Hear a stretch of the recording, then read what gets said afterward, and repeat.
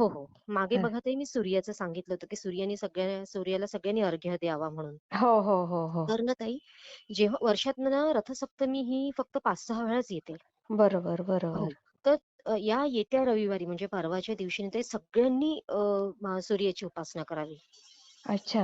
कारण कशी सप्तमी करायची म्हणजे ती उपासना म्हणजे आपल्या सेवेकऱ्यांना? हो, अर्घ्य तर द्यायचंच द्यायचं. छान लाल चंदन, हळदी, कुंकू, फूल, हं, हं, हं. सूर्याची पूजा. कारण आपल्या नोकरीसाठी ते सूर्य आणि राहू खूप मायने करतात. अच्छा, अच्छा. हां. हो, हो, हो, हो. ज्यांना जॉब वगैरे नाहीये त्यांच्यासाठी.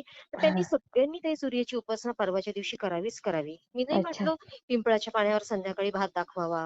हां, हां, हां, हां, हां. हां. म्हणजे सांगण्याचं तात्पर्य हे, की आता बघा जेव्हा आपल्याला अंगारिका येते, मंगळवारची चतुर्थी पडते हो, हो, किंवा हो. बुधवारची अष्टमी पडते. हां, हां, हां. हां, किंवा सोमवारची अमावास्या पडते, सोमवती अमावास्या. सोमवती किंवा तेव्हा शनी तेव्हा अमावास्या. हां, हां, हां. तेव्हा कसं त्याचं महत्त्व जास्त वाढून जातं ना. हो. आणि ताई आपले जे सण येतात ना, ते तिथीनुसारच येतात. हां.